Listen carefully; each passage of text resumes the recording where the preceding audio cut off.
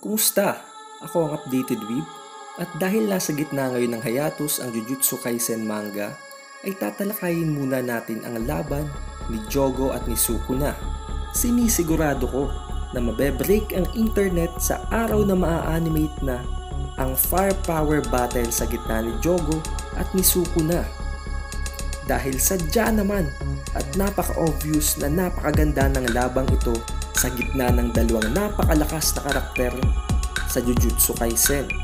Ngunit bago tayo mag-proceed sa mismong laban ng dalawa, ay dadaanan muna natin ang mga events na nagdulot ng paglalaban nilang dalawa. Bago ang nasabing laban, ay napatay muna ni Toji Fushiguro itong si Dagon. Kung hindi niyo pa kilala si Dagon, siya ay isang special grade cursed spirit na kung babalikan natin sa season 1 ng anime, ay may makikita tayong squid-like na cursed spirit na kasama ni Hanami, Jogo, Geto at Mahito sa isang parang dimensional rift na nagmumukhang isang beach. Dahil itong si Dagon na makikita natin sa season 1 ng anime ng Jujutsu Kaisen ay isa pa lamang cursed womb na nagbunga dahil sa takot ng mga tao sa mga water-based disaster. Ngunit, nang dahil nga sa Shibuya incident, siya ay nag-evolve sa isang napakalakas na cursed spirit na kayang mag-deploy din ng kanyang sariling domain expansion. Pinahirapan ito sa laban sina Naobito, Maki, Nanami at Fushiguro dahil nga sa sure hit effect ng kanyang domain expansion. Ngunit nang dahil sa pagdating ni Toji Fushiguro ay agad niya itong pinatay ng napakadali gamit ang Playful Cloud. Maging ang cursed spirit na si Dagon ay hindi makapaniwala dahil hindi din niya kilala kung sino si Toji, na siyang umatake kay Dagon, na tinitreat si Dagon na kumbagay parang napakalambot lamang ng kanyang hard shell, samantalang ang ibang Jujutsu sorcerers ay hindi man lamang siya mabigyan ng kahit na gasgas. I guess hindi na ito nakakapagtaka dahil kung mismong si Gojo nga ay binugbog nitong si Toji Fushiguro, na kung hindi lamang sa reverse curse technique ay wala na ngayon ang ating Gojo. Matapos patay ni Toji Fushiguro si Dagon, ay nakalabas na silang lahat sa kanyang domain expansion. Subalit, ang iniisip naman ngayon ng mga Jujutsu sorcerer na nasa panig ng ating protagonist ay paano naman nila ngayon i-deal itong si Toji, dahil hindi naman nila alam kung ito ba'y kakampi o kalaban. Nangyari lamang na pinili ni Toji ang kanyang anak na si Megumi dahil hindi pa niya alam sa bandang ito na si Megumi ay ang kanyang anak. Itinapon niya ito sa labas ng building at dito sila naglaban. Naiwan naman ngayon sa loob ng building sina Obito, Maki at Nanami. Biglang dumating si Jogo at nakita ni Jogong patay na nga itong kasama niyang si Dagon, na dahilan kung bakit siya ay nagalit at agad namang inatake si Nanami. Pagkatapos nito ay sunod naman niyang inatake si Maki. Sunod din niyang inatake si Obito, na nagwa-wipe out sa tatlong Jujutsu sorcerers na nasa panig ng protagonist. Ngunit, hindi napatay ng ataking ito si Nanami at si Maki at nagdulot lamang ng severe na mga burns sa kanilang katawan, na dahilan kung bakit ang itsura ngayon ni Maki ay punong-puno ng mga burns. Samantalang si Obito naman, na head ng Zenin clan, ay namatay dahil tinamaan siya ng dalawang disaster flames kumpara kay Nanami at kay Maki na tinamaan lamang ng basic na attack mula sa mga kamay ni Jogo.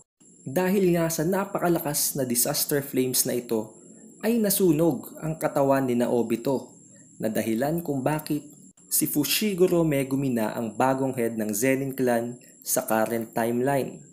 Matapos ang pangyayaring ito ay naramdaman naman ngayon ni Jogo ang napakalakas na presensya ni Sukuna. Subalit, alam niyang hindi pa ito ang tunay na presensya ni Sukuna dahil ito ay nanggagaling lamang sa isa sa kanyang mga daliri. Agad niyang pinuntahan ang lugar kung saan nanggagaling ang mga presensyang ito at nakita niyang pinapakain ng magkapatid na si Nanako at Mimiko ng mga daliri itong si Yuji. Agad niyang pinigilan ang dalawa at naalala niya ang sinabi ng fake na si Geto, na ngayon ay si Kenjaku, na hindi mawawala ang kontrol ni Yuji kay Sukuna kapag kakain lamang siya ng isang daliri kada isang araw sa 20 araw. Dahil kung matatandaan natin, ang nagkalat na daliri lamang ni Sukuna ay 20 peraso. Subalit, kapag kakain siya ng 10 peraso sa isang kainan lamang, ay mawawalan siya ng kontrol. Ngunit ito ay temporary lamang. Ngunit malaking tulong na ito para sa kanila dahil ang plano lamang nila ay ang makausap si Sukuna. Dahil si Sukuna lamang ang may kakayahan na tumapat kay Gojo Satoru na nagiging hindrance sa kanilang mga plano. Kaya naman, hindi na sinayang ni Jogo ang pagkakataon na ito at inilabas niya na ang kanilang natatagong 10 pang mga daliri ni Sukuna. At agad niya itong ipinakaing lahat kay Yuji Itadori sa isahang pagpakain lamang. Sa konting distraction lamang na nangyari kay Jogo ay biglang naputol ang kanyang kamay. At sa paglingon ni Jogo kay Yuji Itadori ay nakita niyang si Sukuna na ang kumokontrol ngayon. Binigyan siya ni Sukuna ng 1 segundo para lumayo. Agad na dumistansya itong si Jogo at nagbigay pugay sa presensya ng King of Curses na si Sukuna. Ngunit sa isang pagkakamali ay naitaas niya ang kanyang ulo na dahilan kung bakit inatake siya ni Sukuna at naputol ang kanyang uluhan. Pinapakita lamang dito kung gaano ka-dominant itong si Sukuna na dahil lamang sa konting pagtaas ng ulo ni Jogo ay agad niya na itong inatake. Dahil na nga sa alam niyang binigyan siya ng 1 finger ng magkapatid na si Nanako at Mimiko, binigyan niya ito ng chance na magtanong sa kanya at subalit sa halip na magtanong ay nagbigay ng utos itong dalawa na patayin si Kenjaku na ngayon ay nasa katawan ni Geto. Hindi nagustuhan ni Sukuna ang pag-uutos ng dalawa sa kaniya, kaya naman agad niyang pinatay si Mimiko at sinabi niyang ang dalawa ay wala sa posisyon para utusan siya. Kaya naman pinatay niya na rin ang kapatid nito na si Nanako. Dahil nga dito ay ang natitira na lamang ay si Jogo. Sinabi naman sa kanya ni Jogo na gumawa na siya ng isang binding vow habang siya pa ang nagkokontrol ngayon ng katawan ni Yuji. At gamitin niya ang mga taong nasa Shibuya sa kanyang advantage. Ngunit sinabi ni Sukuna na hindi niya kailangang gawin yon dahil may sarili siyang mga plano. Pero as a sign of pasasalamat sa pagbigay sa kanya ng 10 mga daliri, ay pagbibigyan niya ang kahilingan nitong si Jogo. Papatayin niya ang lahat ng tao sa Shibuya sa isang kondisyon na dapat tamaan niya ng 1 atake si Sukuna. Na marangal namang tinanggap ni Jogo dahil wala naman siyang pagpipilian. Sumunod na eksena ay makikita nating dumabas na ng building itong si Sukuna at si Jogo habang si Jogo ay mahigpit na binubugbog nitong si Sukuna. Dahil nga napaka-persistent at hindi papayag itong si Jogo na masayang lamang ang oportunidad na ito, hindi siya sumuko at ibinibigay niya ang lahat ng kanyang makakaya upang tatamaan si Sukuna. Ngunit sadyang makikita natin kung gaano kalayo ang gap sa lakas at kapangyarihan ng dalawang ito. Dahil ang Sukunang ito ay nasa 15 out of 20 fingers na. Kung sasabihin natin, si Sukuna ngayon ay nasa 3 out of 4 or 3/4 na ng kanyang pinakamalakas na kapangyarihan o full power. Nagpatuloy ang pangbubuli nitong si Sukuna kay Jogo na sa isang atake lamang ay naibagsak ni Sukuna ang ulo ni Jogo mula sa pinakamataas na building papunta sa first floor nito na naging dahilan ng pagkakalas ng panga nitong si Jogo. Dahil ngayon sa nararanasang ito ni Jogo, natandaan niya ang pagkakataon na kung kailan ay tinanong niya si Geto kung gaano siya kalakas kung ikukumpara siya kay Sukuna. At hindi niya naisip na ganto kalayo ang kanilang agwat. At dahil nga napansin ni Sukuna na nawawala na ng pag-asa itong si Jogo, binulungan niya ito at sinabi niyang siya ay naboboring kaya hindi niya tatapusin ang laban hanggat hindi pa siya nag-e-enjoy. Natandaan ni Jogo ang sinabing ito ni Gojo sa kanya na dahilan kung bakit siya ay nagalit din. At sa galit niyang ito ay nag-exert siya ng napakadaming cursed energy na sumira ng isang napakalaking building na kung saan siya ay ibinagsak ni Sukuna. At dito nga ay inilaunch na ni Jogo ang kanyang maximum meteor na kung makikita natin sa mga panel ay hindi inaasahang babagsak pa ito kila Kusakabe at kay Panda. Ngunit hindi sila agad makaiwas dahil sinabihan sila ni Sukuna na hindi sila pwedeng gumalaw, na kung gagalaw sila ay siya na mismo ang papatay sa kanila bago pa man lamang bumagsak ang maximum meteor ni Jogo.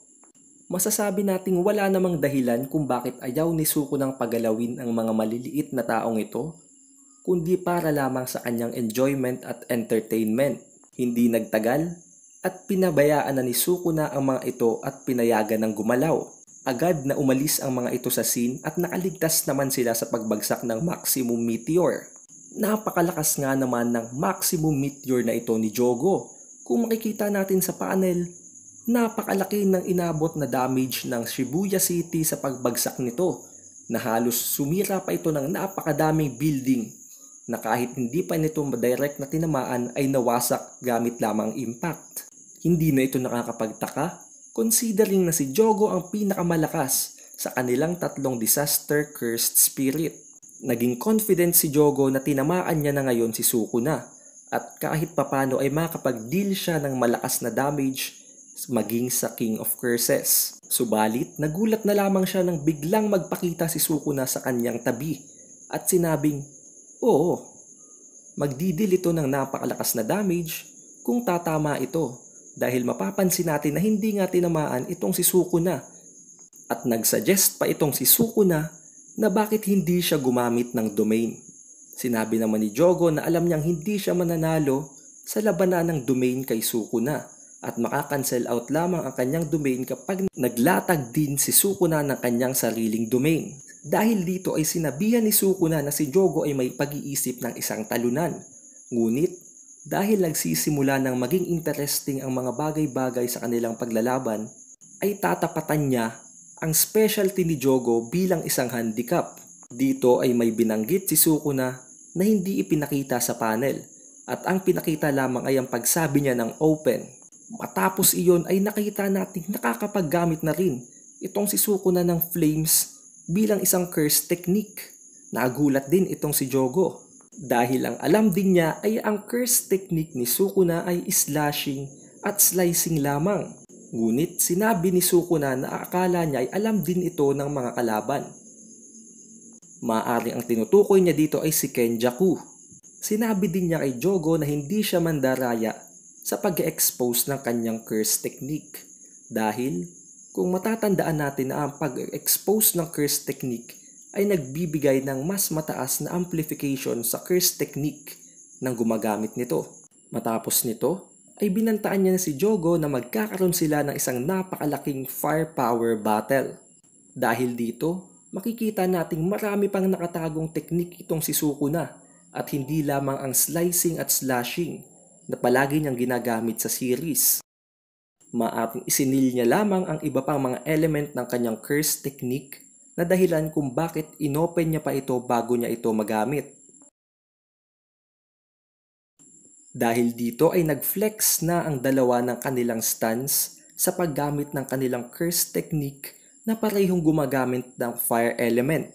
Habang si Sukuna ay confident sa kanyang ginagamit na technique, si Jogo naman ay mistulang kinakabahan dahil hindi niya alam kung ano na ang nangyayari at kung bakit meron ding fire element ang curse technique ni Sukuna. Dahil hindi din ito nabanggit ng fake na si Geto na si Kenjaku bago pa sila umengage sa Shibuya incident. Sumunod na panel ay makikita nating nagkakatutukan na nga ang dalawang ito ng kanilang curse technique habang sila ay parehong nakaapak sa maximum meteor na ibinagsak ni Jogo kanina lamang. Ipinapakita lamang nito na meron ding high na resistance itong si Sukuna sa flame at sa temperature dahil nakaka-withstand siya sa pag-apak ng maximum meteor ni Jogo. Ipinakita na ngayon ang kanilang hand signs sa pagde-deploy ng kanilang curse technique. Ang nasa kanan ay ang kay Sukuna at ang nasa kaliwa naman ay ang kay Jogo. Makikita natin na ang form ng fire curse technique na ide-deploy ni Sukuna ay nagre-resemble ng isang arrow, samantalang ang kay Jogo naman ay parang isang sphere o isang bilog na compression ng kanyang fire na curse technique. Dahil nga dito ay nakita na ni Jogo ang kanyang mga pumanaw na kasamahan na si Dagon at si Hanami. Ipinapakita lamang dito na si Jogo ay mamamatay na. At napag-usapan ang tatlong disaster-cursed spirits na si Mahito na lamang ang matitira sa kanilang apat. Narinig naman ni Sukuna sa presensya ng tatlong ito dahil siguro nga siya ang King of Curses na gusto lamang ni Jogo na maging sila ang tunay na humans. At nasabi niya na isa ito sa dahilan kung bakit hindi gaanong lumakas si Jogo dahil sinabi niya na ang mga human ay may weakness at nagre-rely sa ibang mga tao. Kung sana lang ay ginamit ni Jogo ang kanyang kapangyarihan upang sirain ang lahat nang walang ibang iniisip kundi ang destruction lamang, ay mas tumaas at mas na-maximize niya pa ang kanyang potensyal. Nagsimula ng malungkot si Jogo dahil alam niyang hindi niya nakumpleto ang kanyang misyon na dapat ay matamaan niya man lamang si Sukuna ng isang hit upang gawin ni Sukuna ang kanilang request. Sa kabila ng kalungkutan na ito ni Jogo, sinabi ni Sukuna na hindi na masama ang kanilang naging laban, na hindi siya kasing hina ng mga nakalaban ni Sukuna sa nakaraang ilang libong taon. Sinabi din niya kay Jogo na itaas nito ang kanyang noo dahil siya ay malakas. Naramdaman ni Jogo ang puring ito mula sa King of Curses na dahilan kung bakit napaluha siya sa sobrang tuwa. Sa scene na ito ay makikita nating nagkakaroon din ng emosyon ang mga cursed spirits, maging si Jogo na pinaka-vicious sa kanilang lahat. Hindi rin alam ni Jogo kung ano ang tubig na ito na lumalabas sa kanyang mata dahil maging tayong mga readers ay hindi rin alam na may emosyon at may kalungkutan at kasiyahan ding nararamdaman ang mga cursed spirit na ito. Kaya naman itinanong niya ito kay Sukuna at sinabi ni Sukuna na hindi din niya alam kung ano ito. Dahil alam naman nating hindi luluha ang mga mata ng King of Curses. Dahil kasasabi nga lang nito kanina na ang dahilan para maging malakas ay ang pagkawala ng emosyon at ang pagsira lamang sa lahat ng bagay na nasa paligid nito habang tinitingnan niya ang nasusunog na katawan ni Jogo. Magbabalik pa nga ba ang tatlong disaster special grade cursed spirit na ito? Hindi natin alam dahil nabanggit din ni Jogo na maaaring magbalik pa sila ngunit hindi na nila makare-retain ang kanilang mga memorya. Isa lamang ang labang ito sa mga malalaking events na nangyari sa loob ng Shibuya Incident. At tatalakayin natin ang iba pang malalaking events na ito sa iba at sa susunod na video. Isa ring napaka-controversial na chapter ang chapter na ito dahil dito ay inireveal na kaya ding mag-wield ni Sukuna ng flame na curse technique. Kaya naman, maaari ding may iba pang elementong nakatago sa kanyang disposal. Kung nagustuhan mo ang videong ito at kung gusto mo pa ng madami pang content tungkol sa Jujutsu Kaisen manga at sa latest chapter releases, siguraduhin mo nang nakasubscribe at nakalike ka sa videong ito para palagi kang updated tuwing magkakaroon tayo ng Jujutsu Kaisen latest manga release review. Yun lamang, ito si Updated Weeb. I'll see you on the next one.